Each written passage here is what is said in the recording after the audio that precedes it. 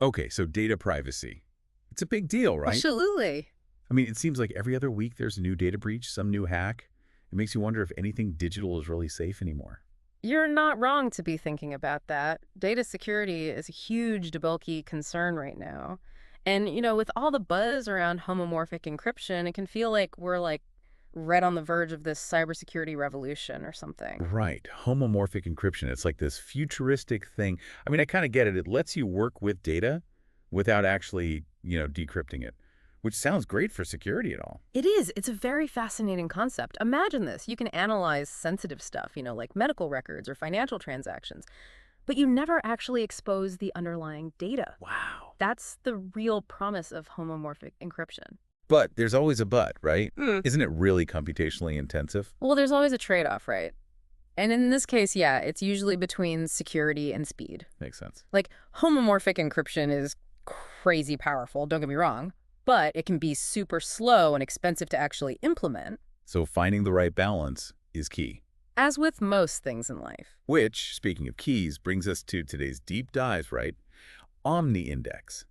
So they claim they found a way to have both incredible security and speed. Okay, I'm intrigued. And get this, they claim they don't even have a traditional key store. They say they use something called derived keys. Bold claim. Traditional key stores, well, they're just vulnerable, putting all your eggs in one basket, if you know what I mean. It's like that nightmare where you lose your keys and you're locked out. Yeah. But it's not just your house, it's your whole digital life. Bank accounts, social media, everything. And it's not just a nightmare, unfortunately. Hackers are always finding new ways to target traditional key stores. Which is why this OmniIndex thing caught my eye. I mean, they're doing something different. Yeah. And like we said, a big part of that is this whole derived key system. Plus, they've even got AI involved. Yeah. Just wanted to add some AI to the mix, For to right? stay cutting edge. Right.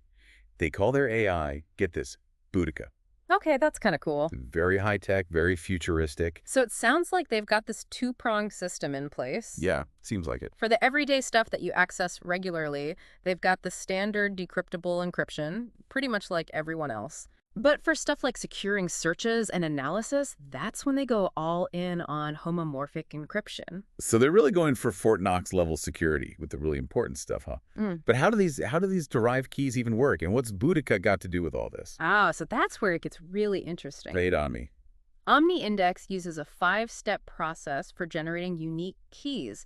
And we're talking a unique key for practically every single piece of data. Whoa, whoa, whoa, hold on. Every single piece, that seems like a ton of keys to keep track of. That's the beauty of their system. It's all automated and managed by Boudica. Okay, I'm listening. So, step 1, they leverage the uniqueness of your hardware, like a digital fingerprint for your device. A fingerprint, you say. So let me get this straight. If someone steals my password, they still can't access my data because their hardware won't match my fingerprint. Exactly. It makes it really, really hard to replicate that key generation process. Wow. But it doesn't stop there. They also use this technique called salting. Salting, like adding a pinch of flavor to your encryption. Yeah, in a way.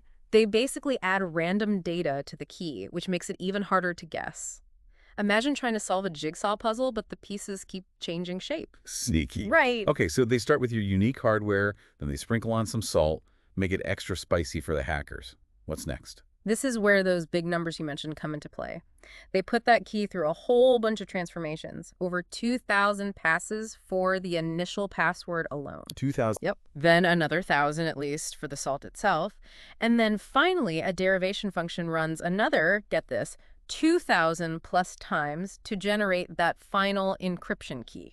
Okay, my brain's hurting a little trying to imagine all that.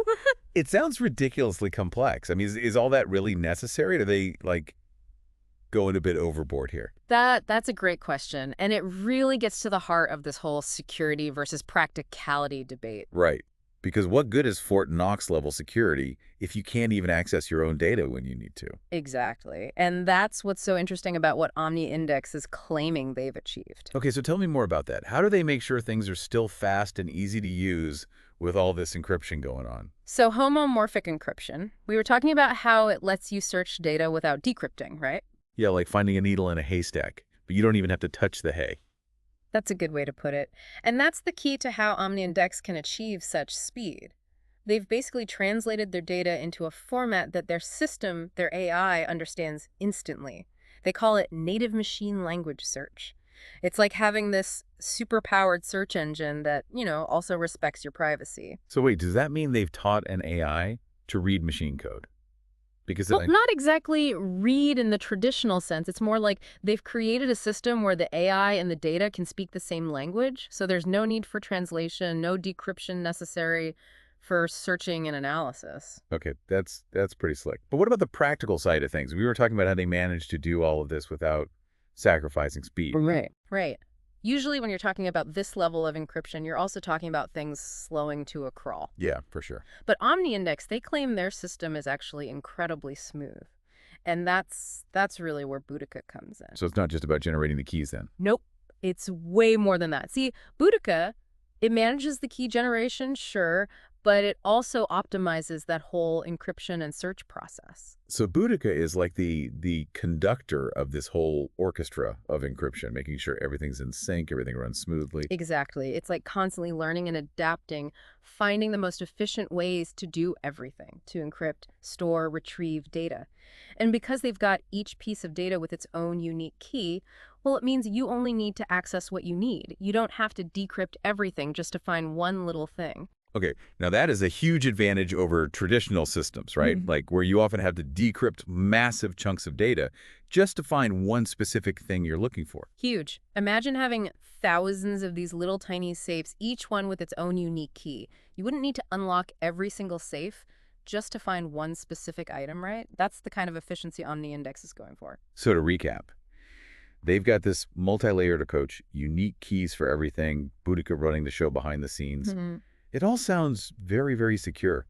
Almost too good to be true, if I'm being honest. I mean, are there any downsides here? Well, no system is ever going to be completely foolproof. Right. A really, really skilled hacker, if they were really determined, they could potentially find vulnerabilities, even in a system this complex. So it's less about making it impossible to hack and more about making it so hard that it's just not even worth the effort, right? Exactly. You're raising the bar so high that most people are going to look at it and just walk away. And that's the beauty of the OmniIndex approach.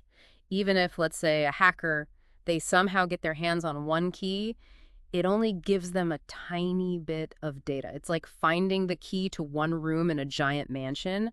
You're still locked out of everything else. That is reassuring, Yeah. especially these days. I mean, it seems like every time you turn around, there's a new data breach.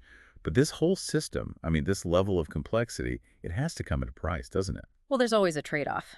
In this case, it might be the cost of implementing a system like this. It's not exactly something you can just, throw together in your basement. Yeah, no kidding. You need specialized knowledge. You need resources. It's a big undertaking. But for some organizations, I mean, those dealing with really sensitive stuff like financial institutions or healthcare providers, I mean, for them, it seems like the peace of mind alone would be worth the investment, don't you think? Absolutely. Think about the cost of a data breach, right? The fines, lawsuits, the damage to your reputation. Right, it's massive. Massive. For those organizations, it's a no-brainer. So yeah, for those organizations, those big players, this kind of next level security makes sense.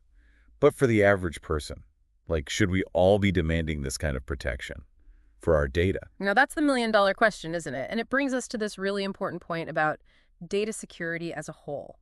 So is this level of complexity even necessary for everyone? I mean, should we all be demanding this Fort Knox-like security for our data? That's the question, isn't it? It's about striking that balance, right?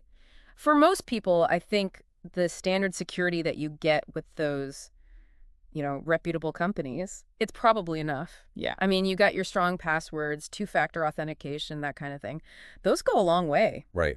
Like, you Yeah. don't need to put a bank vault door on your shed. Exactly. And I think that's where, understanding the different levels of security, that becomes so important, right? Yeah. You got to be aware of the risk and all that, and then just make, informed choices about how you're actually protecting your stuff.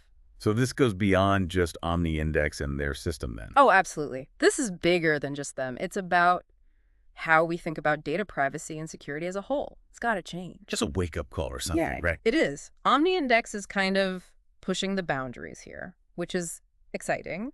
But it also, it kind of highlights this need for More transparency, more education about all this. Better protection. Yeah, exactly. Because at the end of the day, it's our data, right? Right. We have to understand how it's being used, how it's protected, and what choices we even have. Because we do have choices. We do. We do. And they might not be easy ones either. Like, sometimes you might have to sacrifice a little convenience to get more security.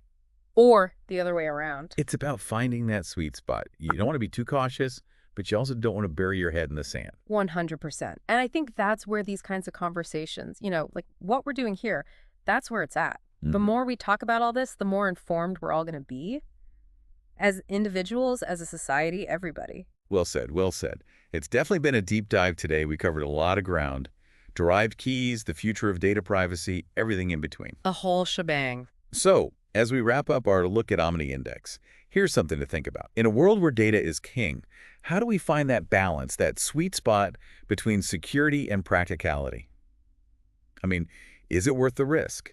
Is the convenience of having everything at our fingertips, is that worth the potential cost? It's a tough one. There's no easy answer, that's for sure. But I think, like you said, being informed, being engaged, that's the first step.